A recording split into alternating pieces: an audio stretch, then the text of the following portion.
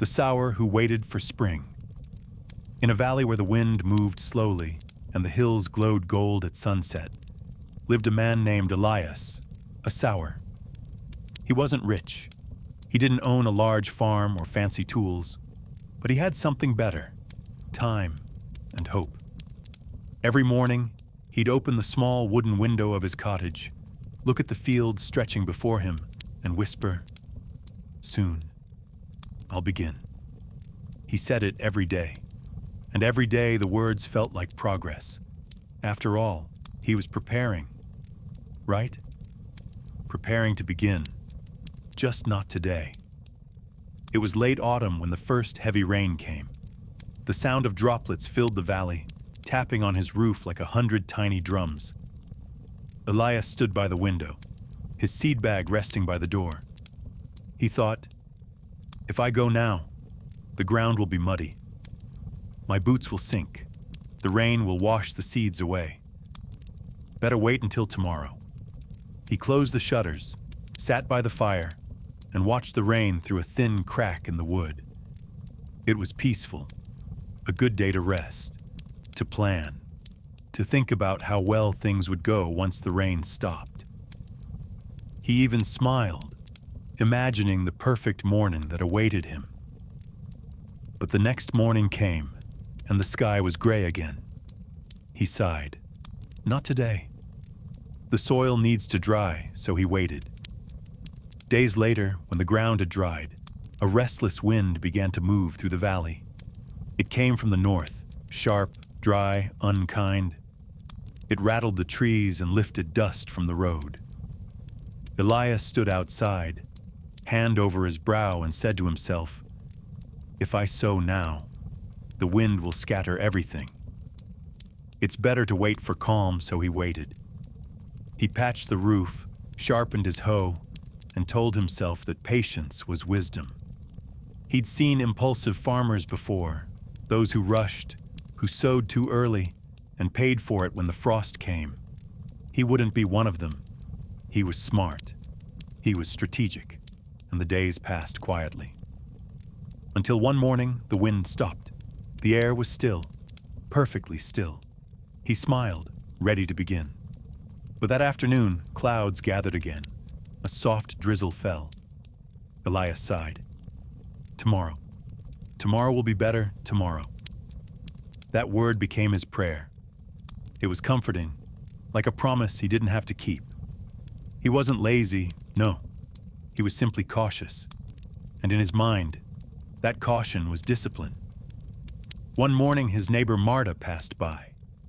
Her clothes were wet with dew, her boots covered in soil. She waved and said, "Already done with half the field?" Elias smiled politely. "Ah, you're always rushing, Marta." "The weather's still uncertain," she laughed softly. "Maybe. But seeds don't grow in baskets." Then she kept walking. He watched her go, a little irritated, a little unsure. Her words lingered. Seeds don't grow in baskets. He looked back at the bag resting by his door. It had gathered a thin layer of dust. But that afternoon, the wind picked up again. And he told himself, "See? I was right to wait." That night, he slept with pride. Not for what he had done, but for what he had avoided. Weeks became months. The valley changed colors. Leaves turned yellow. The river grew quieter. Every morning, Elias looked at the field and found a new reason not to go. Some days he felt tired. Some days too cold. Some days, he just didn't feel inspired. He told himself, "Once I'm in the right mood, once the sky looks perfect, I'll do it." And that's how another season passed, full of plans, but empty of work. The morning frost came without warning. Elias woke up, breathed out, and saw his breath turn to mist. He rushed outside. The ground was silver, beautiful, but cruel. He stepped into the field and felt the earth beneath his boots, hard, frozen. He dug with his fingers, desperate to break the surface, but it was no use. The season had closed its doors. He fell to his knees, holding a handful of cold soil. And in that silence, he whispered, "If only I had started when it rained." The snow came soon after. Elias spent his days inside, watching the valley disappear beneath a white blanket. He survived on what little he had left: a few potatoes, a jar of honey, and the warmth of the fire. But his thoughts were heavier than the snow. They piled up quietly, one maybe tomorrow after another. He thought of Marta, of her field, of the sound of her laughter when she sowed under the rain. And for the first time, he understood what she meant. Seeds don't grow in baskets. He looked at the bag in the corner of his house, still full, still waiting. And he realized something that every dreamer eventually learns. The greatest risk isn't failure. It's never starting. When the snow melted, Elias didn't wait for spring. He woke before dawn, wrapped his coat, and walked straight to the field. The air was cold, the sky still gray, but his heart was clear.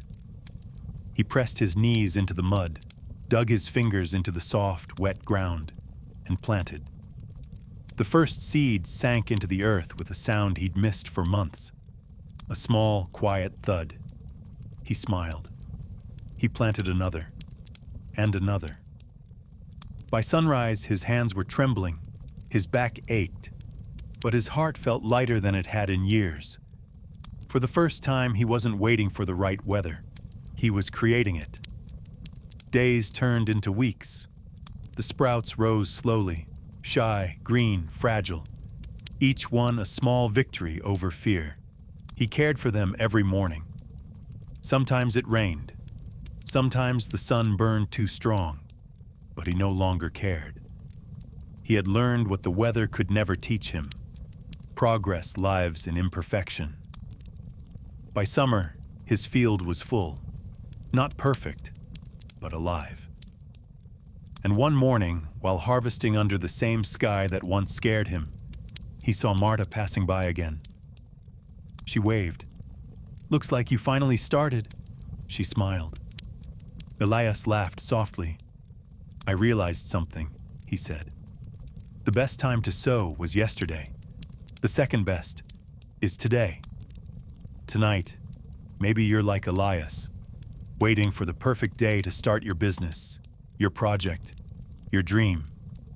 You're waiting for more money, more time, more confidence. But the truth is, those things come after you plant, not before. The perfect weather never arrives. The wind never fully stops, and the fear never disappears. But if you plant anyway, if you begin even trembling, something miraculous happens. The world moves with you. Doors open, and the impossible slowly becomes soil beneath your hands. So don't wait for spring. Don't wait for permission. Don't wait for perfect. Plant your seed now. Because faith isn't about knowing the rain will stop. It's about believing the sun will come again. Sleep well, dreamer. Tomorrow, it's time to begin.